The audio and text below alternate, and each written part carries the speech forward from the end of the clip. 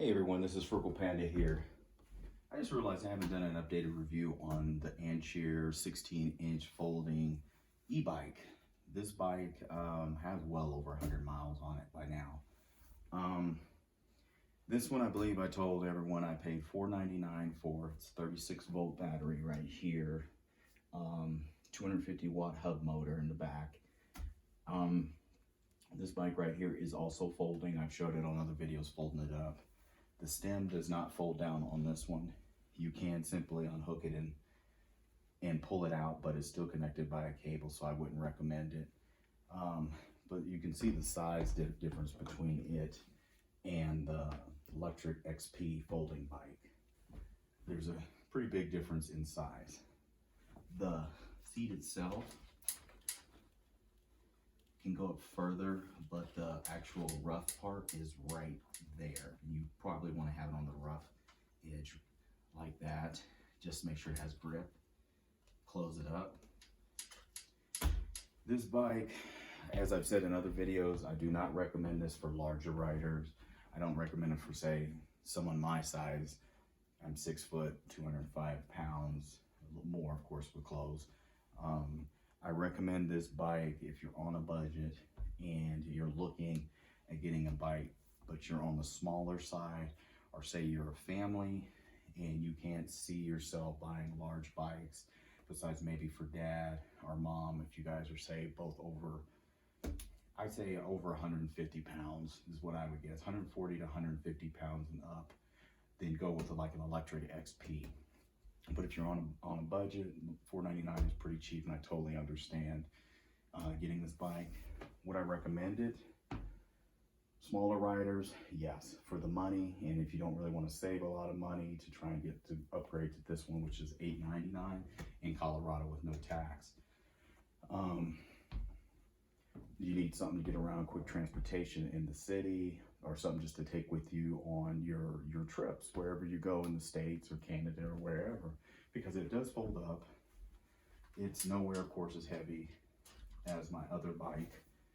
It is pretty comfortable, to be honest with you. I've ridden it a couple times. The seat is actually really comfortable. It has springs underneath it. It has a little spring, so the seat is comfy. I wouldn't mind having this type of seat on this bike, and I think I might go with something similar to that on my Lectric XP. The battery itself is practically a universal battery. I mean, these batteries are dirt cheap. Holds a charge, very good. When we go on bike rides, and I take this bike up to Estes Park with my son, so I had the Lectric XP. He rode this one. This is my spouse's bike. He's 11 years old, fairly tall for his age, and he could pretty much keep up with me unless I was going like trying to go like 28 miles an hour. But this could go, with him on it, I know it goes 17, 18 miles an hour easily with him on it. He had no problems getting up hills. He usually didn't even ride it in mode 3. It has 3 modes, 1, 2, and 3. He rode it in usually 2 because it made him feel like he's flying. And when I would get on it, it did okay with me on it, but here's the problem. The heavier you are on this bike, I could tell longevity wise, I would wear this bike out really quick. Just my weight on the tires, everything else, I just felt like I was not a good fit for it. I think I would make this bike struggle. And I think it may not have much to do with the 250 watt motor, which of course is not going to be as fast or have as much torque as my Lectric XP. But the frame itself, a heavier person like me, I don't think is a good fit for this bike for longevity wise. A lighter rider, you'll feel like you're flying on it. My spouse is 120-ish pounds, and she usually rides in 2 because it makes her feel like she's going way too fast on it. I put extra stuff on it, a little cheap $1.99 mirror, a little Huffy bag. I'll put a link in there for that, which also can act as a little cooler insulator with a little foam thing on here if you need it, but has a foam right there too. Every road trip we've taken it on, it does great. It has a little squeak to the brakes here and there, but not too shabby. Not as bad as my Lectric XP, which I need to adjust the brakes a little better. But ride's fine. Like I said, I rode it. I just don't think I'm a good fit for it. The tires haven't went flat yet, which surprised me. I thought they'd be flat by now, but they've held up pretty well. It's been on gravel roads. Does fine on gravel roads. This is not a bike for sand, for deep sand or real loose sand, of course. But like gravel roads, regular dirt roads that aren't super bumpy and all that, this bike does fine. Little trails like that. I give this bike probably a B for use in the city if you're smaller, just because it is a cheap bike. But you know what? Not everybody can spend $2,000 or $1,000, or they just don't need to. They just want something, or they just want to try out electric bikes. Smaller rider, I think it's a good fit, just because it's so easy to fold up and throw in any car because it's small. You drop the seat on it, you know, and all that good stuff. You can drop the stem on it too.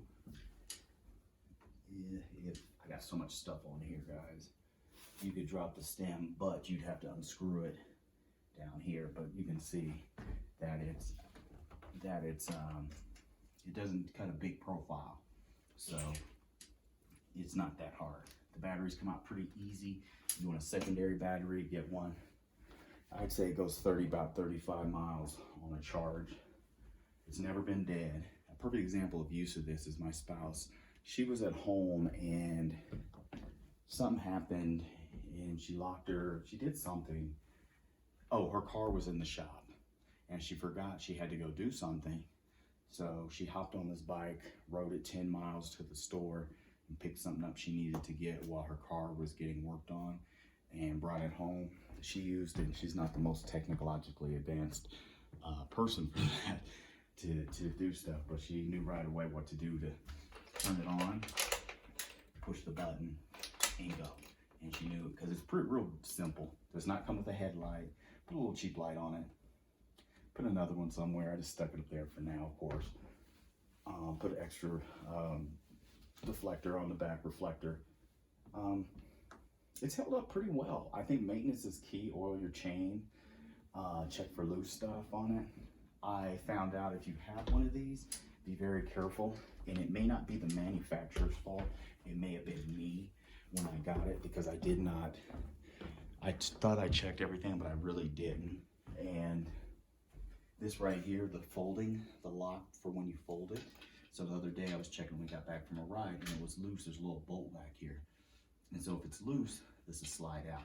Tighten it up, took me a minute maybe. Now it's super tight, it ain't coming out. So every blue moon, just check that right there. I don't know if it actually even fold on you because it drops down and locks down here too, but just to make sure.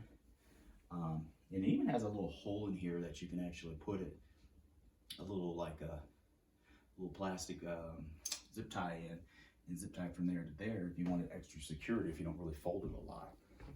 Also, I wonder if that's what that's really for. It has disc brakes, of course. Pedals fold up on it.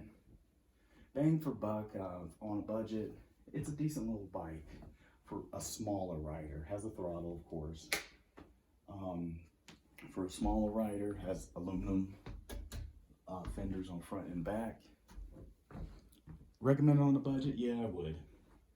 For someone my size, or someone over 200 pounds, over 150 pounds, would I recommend it? No.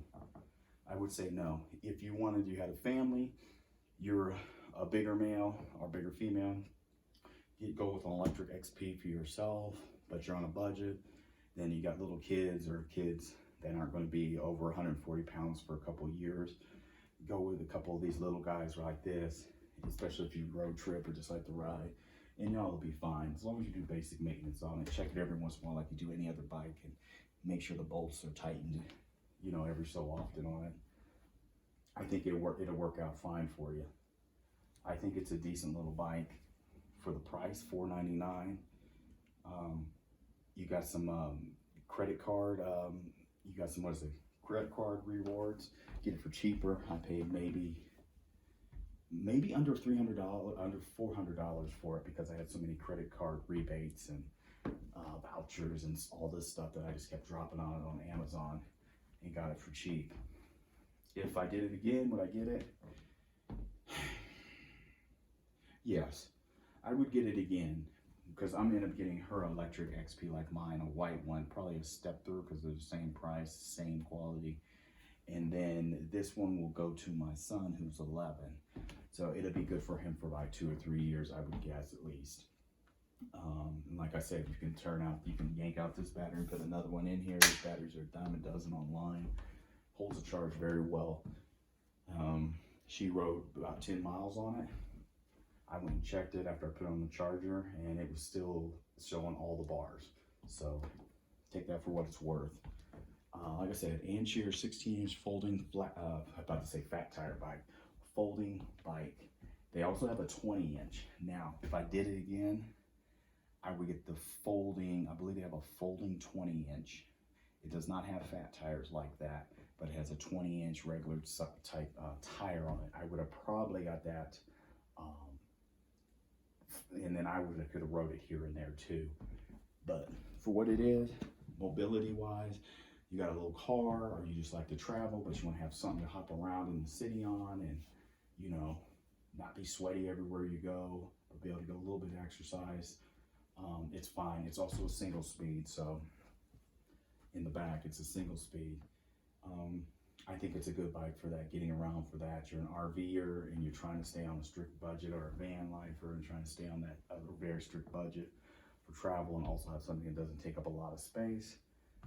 This right here, I think, is a decent little bike for that. If you get 2 or 3 years out of it, hey, then you only pay $4.99 for it. We say the same thing about a $500 car. If you got a $500 car and it lasted you even a year, well, heck, it got you to work, it'd do great for you. How long it will last, I don't know, but I've had it some time now. I can't think off the top of my head, but I had to get it real early in the year. No issues, no repairs, just simple things to tighten up bolts here and there, adding a couple little things on it. Yeah, I mean, if there was really any problem besides the controller underneath there, you had a problem with the motor, you just order another motor, which has to be dirt cheap. Probably get the whole motor and the tire and everything, and pull that one, yank that, drop that on there, throw a battery on it, and you're good to go again. So anyway, I hope this helps everybody out there who's thinking about getting a budget e-bike. I don't think it's too bad. I think it's a decent little bike. If I was smaller, myself personally, it'd probably be the bike I would get for myself, just because of its size, and it's so mobile. You can see the difference between it and the Lectric XP. My bike is a lot bigger, but like I said, it kept up with me fairly well, especially if I was in level 3 and 4. He was zipping by me and we were up on hills and stuff in Estes Park, Colorado, at the Lake Estes. So it wasn't a little slouch. It did what it needed to do. So anyway, hope this helps you. Have a good day, everyone. One final note on the Lectric XP and the Ancheer, or any e-bike for that matter. Make sure you're bringing the batteries inside the house. Weather's starting to get cold, and even heat too, because I have a garage, so I have bikes in there, and my Lectric XP actually is sitting in the house right now. The Ancheer sits outside, but the batteries are never left in the bikes in the heat or the cold. It's very harmful for those batteries. It's the same thing if you had an electric car. If you didn't have a garage or a heated garage or anything like that, cold plays havoc on batteries. So be mindful of that with your bikes. Bring your batteries in.